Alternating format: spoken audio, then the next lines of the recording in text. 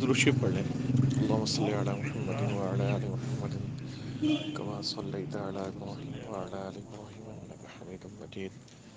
اللہم بارک علی محمد وعلی آل محمد کما بارکت علی ابراہیم وعلی آل ابراہیم انک حمید مجید۔ تمام تعریفیں اللہ کے لیے ہیں جو بڑا ہی مہربان اور نہایت رحم کرنے والا ہے، اور رسول اللہ صلی اللہ علیہ وآلہ وسلم اور ان کے آل اور ان کے اصحاب اور ان کے ازواج پہ اللہ سبحانہ تعالیٰ کی لاکھوں کروڑوں اربوں خربوں رحمتیں و برکتیں نازل ہوں۔ اچھا جی، ہم جو کل دیکھ رہے تھے اس میں اللہ سبحانہ و تعالیٰ نے بتایا کہ نبی کریم صلی اللہ علیہ وسلم کاہن نہیں ہیں، اور بلکہ یہ جو لوگ دعویٰ کرتے ہیں کہ ان کے جو کاہن لوگ ہیں کہ ان کے قبضے میں شیاطین ہیں اور جن ہیں، اور یہ ملائے اعلیٰ سے باتیں وغیرہ سن کر ان کو بتاتے ہیں، تو اس میں کوئی کچھ بھی نہیں ہے، غلط بات ہے۔ اس سے آگے اللہ سبحانہ تعالیٰ فرما رہے ہیں اعوذ باللہ من الشیطان الرجیم بسم اللہ الرحمن الرحیم فاستفتهم اهم اشد خلقا ام من خلقنا انا خلقناهم من طین لازب بل عجبت ويسخرون واذا ذكروا لا يذكرون واذا رأوا آية يستسخرون وقالوا ان هذا الا سحر مبين أإذا متنا وكنا ترابا وعظاما أإنا لمبعوثون أفآباؤنا الأولون قل نعم وأنتم داخرون فإنما هي زجرة واحدة فإذا هم ينظرون وقالوا يا ويلنا هذا يوم الدين هذا يوم الفصل الذي كنتم به تكذبون واحشروا الذين ظلموا وأزواجهم ما كانوا يعبدون من دون الله فاهدوهم إلى صراط الجحيم وقفوهم إنهم مسؤولون ما لكم لا تناصرون بل هم اليوم مستسلمون وأقبل بعضهم على بعض يتساءلون قالوا إنكم كنتم تأتوننا عن اليمين قالوا بل لم تكونوا مؤمنين وما كان لنا عليكم من سلطان بل كنتم قوما طاغين فحق علينا قول ربنا إنا لذائقون فأغويناكم إنا كنا غابين فإنهم يومئذ في العذاب مشتركون إنا كذلك نفعل بالمجرمين إنهم كانوا إذا قيل لهم لا إله إلا الله يستكبرون ويقولون إنا لتاركو آلهتنا لشاعر مجنون بل جاء بالحق وصدق المرسلين إنكم لذائق العذاب الأليم وما تجزون إلا ما كنتم تعملون۔ اللہ اکبر۔ تو فرمایا کہ اللہ سبحانہ تعالیٰ کا جو روئے سخن ہے وہ ہے کفار اور مشرکین کی طرف، ان کو مخاطب کر کے اللہ سبحانہ تعالیٰ فرما رہے ہیں کہ اب ان سے پوچھو کہ ان کی پیدائش زیادہ مشکل ہے یا ان چیزوں کی جو ہم نے پیدا کر رکھی ہیں۔ یعنی کفار مکہ کے اس شبے کا جواب تھا، بلکہ شبہ نہیں کہنا چاہیے، ان کو پتہ بھی تھا اس بات کا، یہ ان کے اس سوال کا جواب تھا کہ جو آخرت کے بارے میں پیش کرتے تھے۔ ان کا خیال یہ تھا کہ آخرت وغیرہ کوئی چیز نہیں ہے، اور بڑے بڑے فرشتے اور جنت اور جہنم کوئی چیز نہیں ہے، اور جو ہے وہ آخرت کا جو دن آئے گا وہ بھی کوئی چیز نہیں ہے، بلکہ یہ سب نا خیالی باتیں ہیں۔ تو ان کو اس سوال کے بارے میں بتایا جا رہا ہے کہ سب سے پہلے یہ سوال ہی کرتے ہیں کہ اگر تمہارے نزدیک مرے ہوئے لوگوں کا پیدا کرنا مشکل ہے تو یہ بتاؤ کہ جو ہم نے اتنا بڑے زمین اور آسمان بنایا ہوا ہے اور اتنا عظیم الشان ان کا ایک نظام ہے، اور اس نظام کے بارے میں نے کل بڑی تفصیل سے ڈسکس کیا تھا کہ وہ نظام کیا ہے، بڑا تفصیل سے میں نے ڈسکس کیا تھا۔ تو وہ کہتے ہیں اتنا بڑا اگر نظام بنا ہوا ہے تو مجھے بتاؤ کہ اس کو نظام پیدا کرنا مشکل ہے یا تمہیں پیدا کرنا مشکل ہے؟ تمہیں تو ہم نے ایک کن فیکون سے پیدا کیا، تمام چیزوں کن فیکون سے پیدا کیا، تمہیں تو ایک مٹی سے پیدا کیا، جیسے آگے فرما رہے ہیں کہ ان کو تو ہم نے لیس دار گارے سے پیدا کیا۔ یعنی یہ انسان کوئی بڑی چیز تو نہیں ہے، اور تم اگر اپنے آپ کو دیکھو، کمپیریزن کرو اگر اپنے آپ کو اور اس ساری کائنات کو دیکھو، تب تمہیں پتہ لگے کہ اس کے مقابلے میں تو وہ بڑی چیز ہے اور ہمارے نزدیک تو وہی بڑی چیز نہیں ہے۔ ایک لیس دار مٹی سے پیدا کیا گیا ہے، یعنی لیس دار مٹی سے مراد یہ ہے کہ انسان کی جو سب سے پہلے پیدائش تھی نا وہ مٹی سے ہوئی۔ آدم علیہ السلام کو اللہ سبحانہ تعالیٰ نے مٹی سے پیدا کیا، اور اس کے بعد پھر ان کے نطفے سے جو ہے آگے وہ نسل چلی، اور وہ جو نطفے سے جو نسل چلتی ہے وہ بھی لیس دار مٹی کے بنا ہوا ہوتا ہے، کیونکہ انسان جو کچھ کھاتا ہے اور جو کچھ پیتا ہے وہ زمین سے ہی نکلتا ہے، زمین سے پانی نکلتا ہے، زمین سے خوراک حاصل کرتا ہے، یا پھر اگر وہ گوشت بھی کھاتا ہے تو جو گوشت ہے وہ اپنی خوراک زمین سے حاصل کرتا ہے۔ اور وہاں، اور اگر انسان کے جسم کو اگر ہم جا کے لیبورٹری کے اندر تجزیہ کریں تو وہ سارے کے سارے اجزاء اس کے اندر موجود ہیں جو مٹی کے اندر موجود ہیں۔ تو ان سے کہا ہمیں تو مٹی سے پیدا کیا ہے، یہ جو ہر جگہ تمہارے پاس مٹی موجود ہے، اب تمہیں بنانا مشکل ہے یا پھر اتنے بڑی عظیم الشان کائنات کو بنانا مشکل ہے؟ پھر فرمایا کہ تم اللہ کی، یہ اشارہ اللہ کے نبی اسلام کی طرف، تم اللہ کے قدرتی کرشموں پر حیران ہو اور اس کا مذاق اڑا رہے ہیں۔ یعنی تم یہ دیکھتے ہو کہ اتنا عظیم الشان رب جس نے اتنی بڑی کائنات پیدا کر دی اور اتنے ترتیب کے ساتھ پیدا کی، اور اتنی زبردست طریقے سے اس کو باہم متصل کیا کہ اگر ایک چیز درمیان سے نکل جائے تو سارا نظام جو ہے وہ گڑبڑ ہو کر رہتا ہے۔ اس کی مثال میں نے آپ کو دی تھی کہ اتنی بڑی عظیم الشان کائنات موجود ہے اور صرف 5 سیکنڈ کے لیے اگر آکسیجن ختم ہو جائے، وہ میں نے کل تفصیل سے بتایا تھا کہ 5 سیکنڈ کے، اب میں آپ کو ذرا مختصر کر کے بتاتا ہوں، کل میں نے تفصیل سے بتایا تھا کہ اگر صرف 5 سیکنڈ کے لیے اس کائنات سے آکسیجن ختم ہو جائے تو سارا نظام دھڑام سے گر جائے، انسان ختم ہو جائیں، اور یہ جو بڑی بڑی عمارتیں بنائی ہوئی ہیں یہ ختم ہو جائے، اور H2O یعنی دو ہائیڈروجن اور ایک آکسیجن کا مل کر جو پانی بنتا ہے، اگر آپ آکسیجن ہٹا دیں تو وہ سارا کا سارا جو ہے وہ ہائیڈروجن بن جائے، انسان ختم ہو جائے، پورا نظام ختم ہو جائے۔ تم اللہ کے ان کرشموں پہ حیران ہو رہے ہو اور یہ تو مذاق اڑا رہے ہیں۔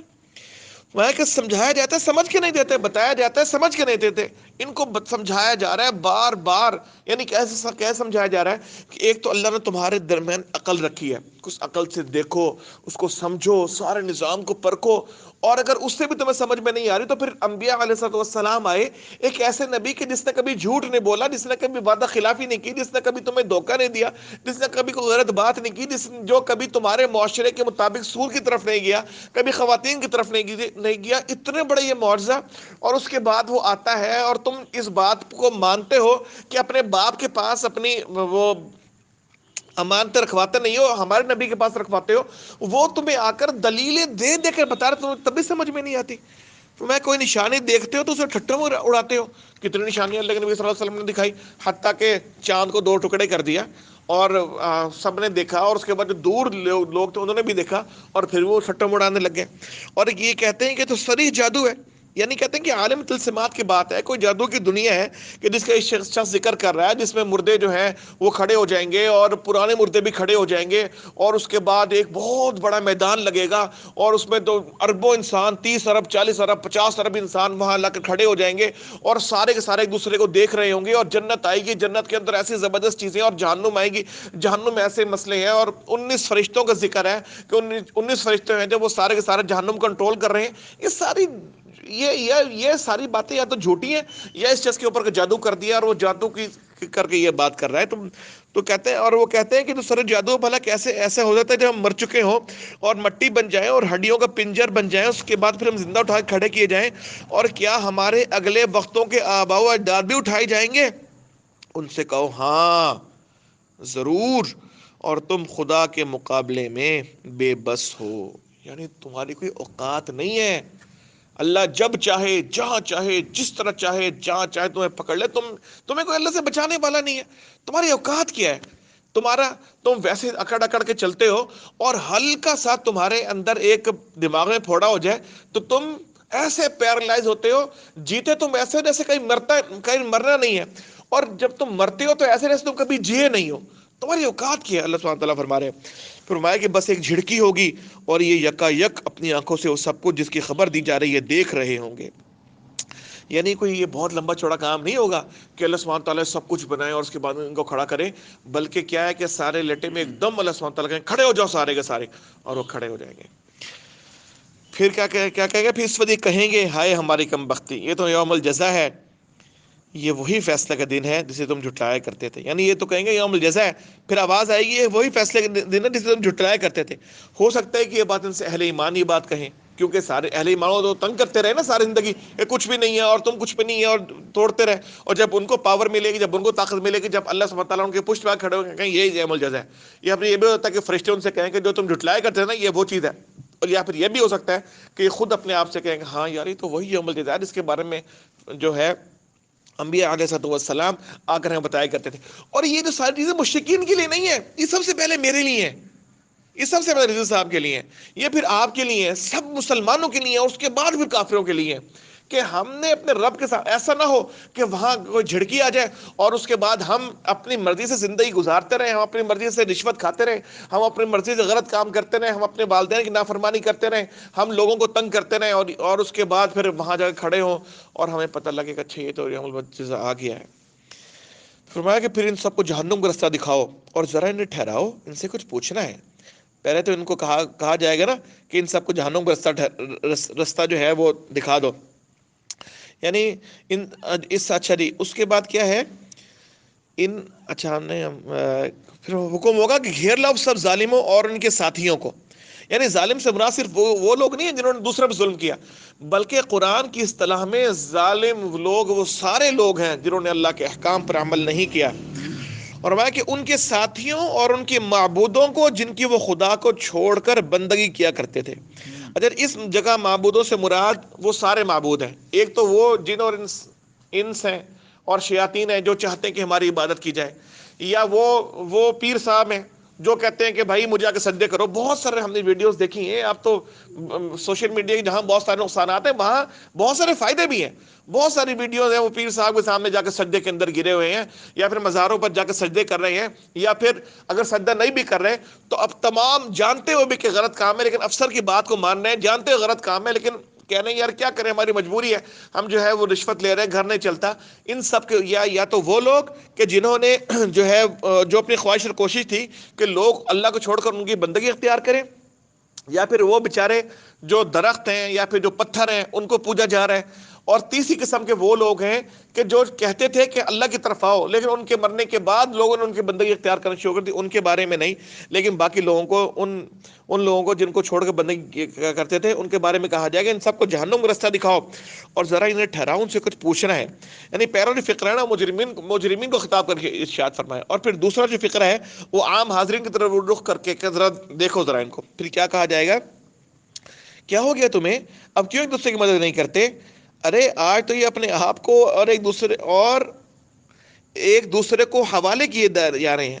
یعنی اس وقت جو حالت ہوگی نا، میں اگر تھوڑا سا اس کا دیکھوں کہ یہ جو جناب ہز ہائینس ہیں، ہز میجسٹی ہیں، اور بڑے پیر صاحب ہیں، اور جی بڑے صدر صاحب ہیں، اور بڑے لیڈر صاحب ہیں جو کان دبا کر جو ہے نا وہ جہنم کی طرف جا رہے ہوں گے. کوئی فاتح عالم ہے اور کوئی ڈکٹیٹر ہے ذلت کے ساتھ جا رہا ہوگا، اور جو زمین کے اوپر پاؤں نہیں رکھتے تھے، اور جن کے لیے جو پانی ہے وہ فرانس سے آتا تھا، اور جن کے لیے جو ہے خوشبوئیں جو فلانی جگہ سے آتی تھی، بستر ان کا فلانی جگہ سے آتا تھا، اور وہ جو مگرمچھ کی جو پیٹ ہے اس کی کھال کے جو کپڑے جوتے پہنتے تھے، اور جو لاکھوں لاکھوں ڈالر کا ان کا ایک جوتوں کا پیئر آتا تھا، وہ بڑی ذلت سے جہنم کی طرف جا رہے ہیں. ان سے کہا جائے گا کہ بھائی اب تم ایک دوسرے کی مدد کیوں نہیں کرتے اور ایک دوسرے کو حوالے کیوں دے رہے ہو؟ یعنی وہاں جو لوگ اپنے معشوق کے اوپر اور عاشق کے اوپر جان چھڑکتے تھے اور اپنے لیڈروں کے اوپر کرتے تھے، اور وہاں جا کر جو ہے اب کرو نا انہیں. یہاں تم سے کوئی بات کرتے تھے اور تم ان کے منہ کو آ جاتے تھے. وہاں کسی نے کہہ دیا کہ جی فلانا میرا لیڈر ہے، نواز شریف کے بارے میں کہہ دیا، وہ لڑ پڑا. اس نے خان کے بارے میں کہہ دیا، وہ لڑ پڑا. اس نے بے نظیر کے بارے میں کہہ دیا، وہ لڑ پڑے. ایک دوسرے کے وہاں لڑتے تھے. اب آؤ نا ذرا دیکھو نا اپنی طرف آ کر.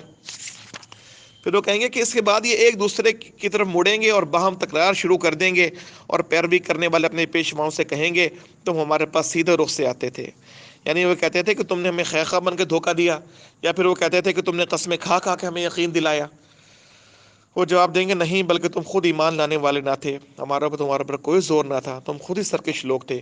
آخر کار ہم اپنے رب کے اس فرمان کے مستحق ہو گئے کہ ہم عذاب کا مزہ چکھنے والے ہیں، سو ہم نے تم کو بہکایا اور ہم خود بہکے ہوئے تھے. اس طرح وہ سب اس روز عذاب میں مشترک ہوں گے. ہم مجرموں کے ساتھ یہی سلوک کیا کرتے ہیں. یہ وہ لوگ تھے جب ان سے کہا جاتا کہ اللہ کے سوا کوئی معبود برحق نہیں ہے تو یہ گھمنڈ میں آ جاتے تھے اور کہتے تھے کیا ہم ایک شاعر مجنون کی خاطر اپنے معبودوں کو چھوڑ دیں، حالانکہ وہ حق لے کر آیا تھا اور اس نے رسولوں کی تصدیق کی تھی.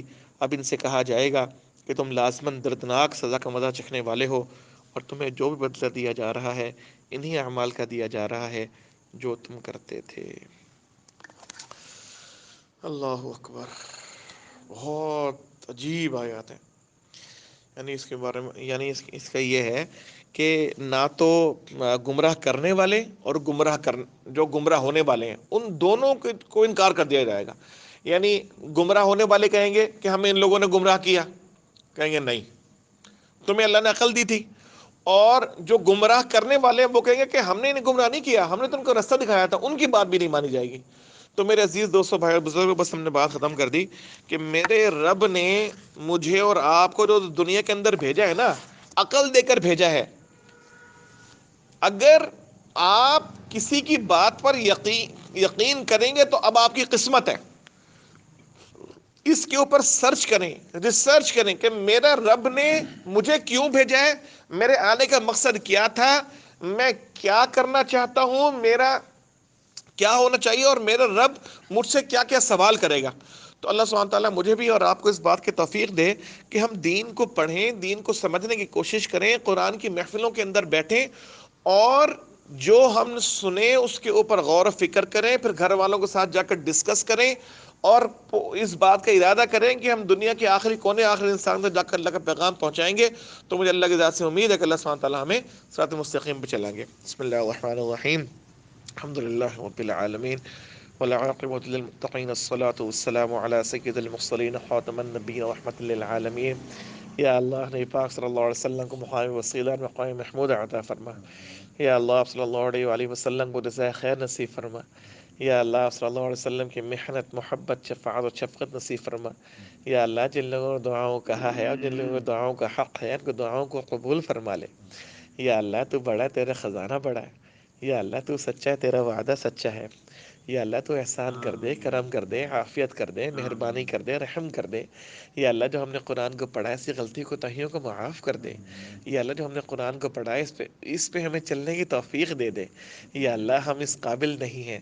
یا اللہ شیطان ہمارے ساتھ لگا ہوا ہے ہمارے اپنے گناہوں کی وجہ سے، ہماری اپنی خطاؤں کی وجہ سے، ہماری اپنی کوتاہیوں کی وجہ سے، ہماری اپنے جرموں کی وجہ سے شیطان ہمارے ساتھ لگا ہوا ہے. یا اللہ، یا اللہ ان جرموں کو معاف کر دے، ان کوتاہیوں کو معاف کر دے، ان مسئلوں کی جس کی وجہ سے شیطان ہمارے اس پر مسلط ہے معاف کر دے، ہمارے گناہوں کو معاف کر دے جس کی وجہ سے شیطان اور برے لوگ اور بری کمپنی اور بری چیزیں ہمارے ساتھ مسلط ہیں میرے مولا.